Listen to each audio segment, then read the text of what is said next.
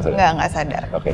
Karena kadang-kadang ketika posisi kita berada di tengah-tengah, berusaha menjadi medium di antara dengan makhluk tak kasat mata, mungkin memang ada yang tidak bisa disampaikan oleh mulut kita sebagai manusia.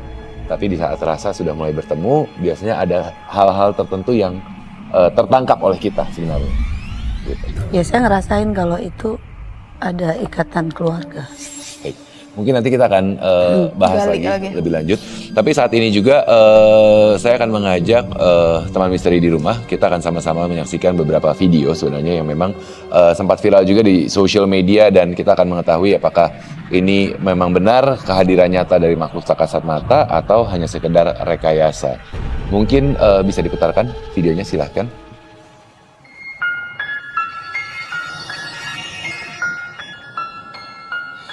Sosok kaki. Oke. Yang pertama adalah adanya jejak kaki di kendaraan. Dicoba dihapus tapi ternyata tidak bisa, dan ternyata jejak kakinya adalah dari area dalam. Sinta terlebih dahulu. Kalau Sinta sendiri melihatnya seperti apa? Jejak kaki kalau dari kamu bilang, ini rekayasa atau ini benar-benar ada. Kalau dari versinya kamu? Rekayasa sih. Oke. Ketika Anda mendengarkan ya rasa dari dalam hati mengatakan itu rekayasa ya. Biasanya kalau gitu kan berat tuh kalau ngerasain mang. Oke. Real. Tasya, Ervan bagaimana? Benar, sepertinya Kak Sinta juga cukup peka dengan video-video tersebut dan emang benar itu rekayasa. Oke. Jejak kaki, rekayasa artinya ya? Rekayasa. Oke, baik. Karena bisa saja ketika dikatakan jejak kaki dari dalam, mungkin juga ada satu kebiasaan mengangkat kaki di atas dashboard, menempel di kaca depannya. Iya, benar. Sebenarnya ada juga orang yang punya kebiasaan seperti itu, dan itu Saya bisa sendiri saja juga suka begitu kan. Nah, artinya bisa saja seperti itu tanpa disadari oleh orang-orang pemilik kendaraannya. Nah, kita akan lihat video yang berikutnya. Terlebih dahulu sekarang. Daerah pemakaman, ada sosok di bagian belakang. Sosok putih kalau saya tidak bisa melihat jelas, mungkin kemungkinan besar kita akan mengatakan itu sosok pocong sebenarnya ya, dengan adanya tulisan dalam video tersebut. Ya. Oke. Versi Sinta. Kalau menurut Sinta? Rekayasa. Rekayasa. Tasya, Ervan, setuju? Setuju. Oke. Sinta, kenapa kamu bilang rekayasa? Saya nggak merasakan apa-apa. Oke. Karena kamu tidak merasa apa-apa. Tasya, Ervan, Tasya mungkin? Ya, satu, kalaupun itu benar ada Kalau sosok, makam kan biasanya memang ya ada. ya, tapi tidak mungkin sesolid Sejelas itu, itu ya. Jadi itu kalau menurut aku ya, lagi kalau balik dengan energi, memang nggak ada energi apa-apa di situ. Oke. Dan memang kadang-kadang saat ini di sosial media beredar video-video yang memang sebenarnya hanya untuk menarik atraksi atau engagement kalau misalnya itu ya. Ya. Karena saya sendiri pernah ngeliat kayak gitu, itu nggak bisa ngeliat jelas kok. Kayak gitu cuman sekelibet gitu. Dan tidak sesolid itu, tidak Enggak, senyata itu enggak. kita kayak seperti kita sebagai manusia ya. Enggak, dia cuman kayak gitu. Tapi kalau kayak kita setengah sadar, suka ketiduran di mobil gitu, nunggu di lokasi syuting gitu kan. Ya. Kita ketiduran di mobil, itu memang kayak wajahnya jelas gitu. Kadang kita tidur gitu kan, Ya. di depan muka gitu. Tapi kalau lihat yang aslinya itu saya paling kayak Sekelibat. sekelibat gitu. Karena kayak kita lagi tidur gitu kan, malam gitu. Kadang pintu kebuka kayak ada orang lewat gitu. Kita cari nggak ada ya. Oke. Karena menurut banyak Dan orang itu langsung bahwa bulu kuduk, dan kita tuh kalau ngelihat sesuatu kayak gambar apa, Ya. memang itu Benar. real tuh biasanya berasa. ada kode di badan sendiri ya. Karena memang orang bilang kan sebenarnya frekuensi paling mudah untuk bersentuhan, bersinggungan dengan makhluk tak kasat mata adalah pada saat kita berada di frekuensi menjelang tidur ya. Setengah tidur kalau istilahnya ya. Baiklah. Rep-repannya akhirnya pun juga terjadi. Oke. Dan seperti kita ketahui bahwa sepertinya banyak sekali cerita-cerita yang memang disampaikan oleh Sinta, dan banyak juga cerita-cerita menarik lainnya yang akan dibagikan oleh medium lain yang akan bergabung bersama kita tetap di Medium.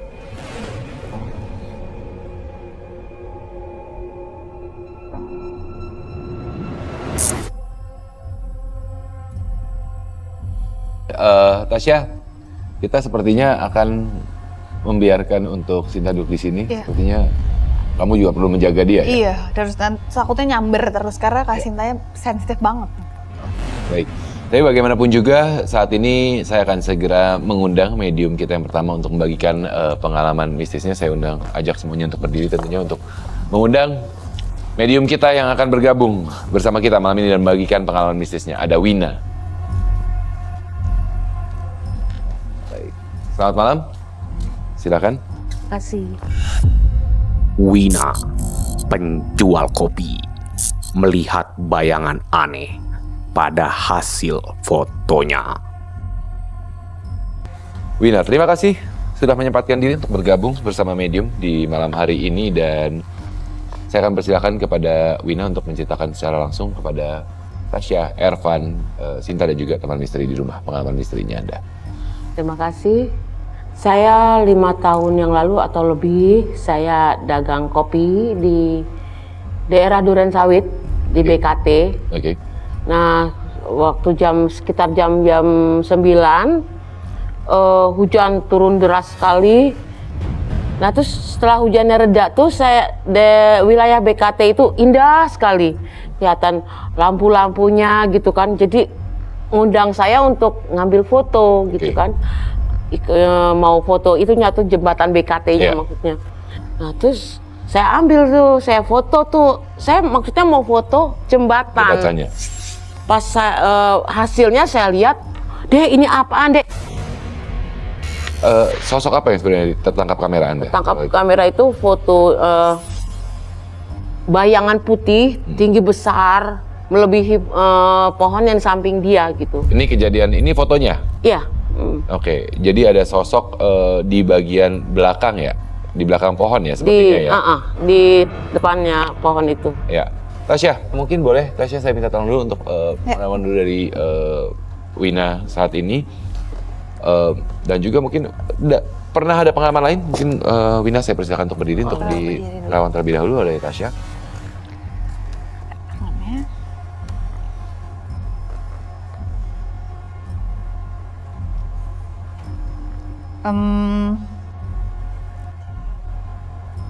Mungkin aku ngebahas sama yang kenapa bisa ke foto itu ya. Mungkin itu kalau Ibu Winanya sendiri sih nggak sensitif, nggak aneh-aneh lah gitu, nggak ada hal yang aneh. Tapi mungkin waktu itu nggak sengaja ke foto dan memang suasananya di situ lagi karena hujan itu ya lembab, itu mengundang banyak sosok di situ. Yang kebetulan jadi ke foto. Tapi kalau Ibu Wina sendiri sebenarnya nggak ada yang aneh, nggak sensitif. Nggak pernah melakukan apa-apa juga. Jadi bukan ke foto karena ada sengaja energi yang dipunya gitu kan. Enggak. Tapi memang Bu Wina palingan dalam kehidupan Bu Wina sehari-hari memang tidak pernah melihat hanya sekali itu aja ya palingan ya. Atau mungkin ada beberapa kali tapi dalam jumlah yang tidak sebanyak itu mungkin ya Bu Wina ya. Oke, sebentar Bu Wina. Sepertinya Sinta bisa. Apa yang dirasain apa? Gas aja Mau mungkin. masuk. Sosok apa?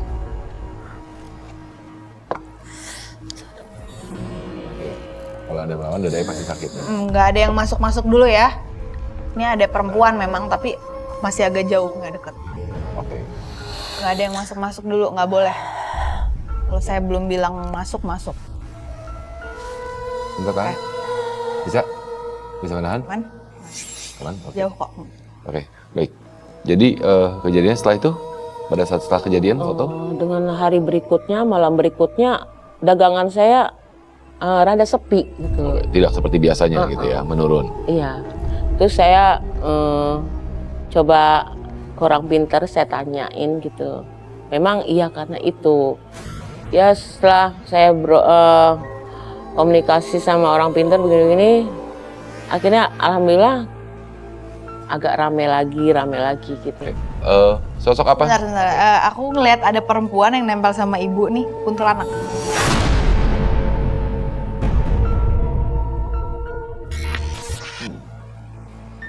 Ini apa senyum-senyum? Oke. Nempel banget soalnya. Sosoknya seperti apa? Kuntilanak. Kuntilanak. Kuntilanak. Ini saat ini yang lagi berada di studio, artinya sosok kuntilanak yang menempel pada Bu Wina yang tadi Tasya katakan bahwa memang asalnya dari rumah artinya ya Tasya Dari ya? rumah. Dan ini nggak tua ya. Jadi memang karena kita ketahui bahwa ya seperti biasa apabila terjadi mediumisasi Siapa nih?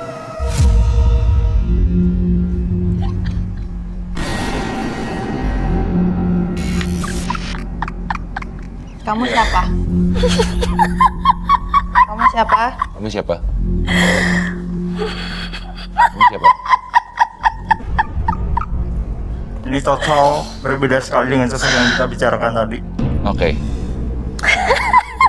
Kamu siapa? Kamu dari mana? Rumahnya daerah mana? Rumahnya daerah mana? Duren Sawit. Kamu dari sana, dari rumah Bu Wina? Oh, ini sosok yang sebenarnya nempel kepada Bu Wina ya artinya ya Tasya ya?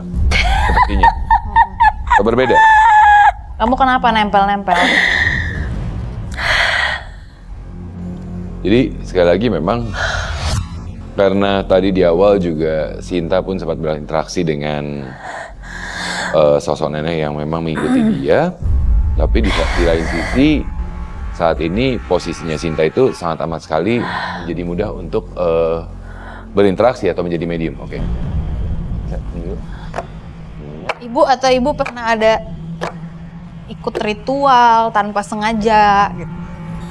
Ritual. Datang ke orang pinter mungkin? Iya, Iya, pernah. iya. Di sana ngapain? Ya, dia katanya saya dagang kopi di sana, harus sediain kopi pahit sama rokok. Ini emang bawaan dari tadi, dia ada, itu kan secara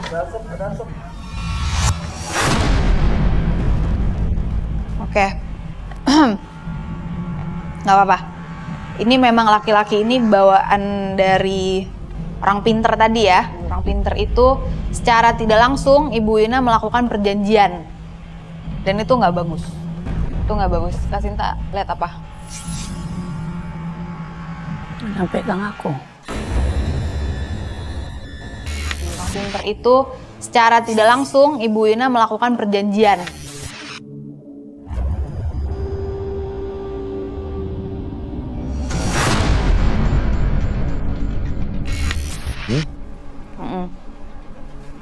Oke. Ini adalah sosok yang digambarkan oleh Ervan. Ketika tadi Sinta berinteraksi dengan satu sosok yang ternyata merupakan bawaan atau ya mungkin kalau dibilang bawaan mungkin tanpa disadari tempel atau apalah oleh Mbak Wina. Sosok hitam besar, pria ya sebenarnya ya. Oke.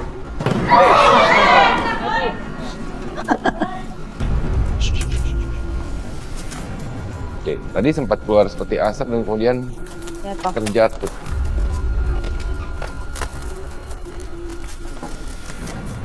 Aman?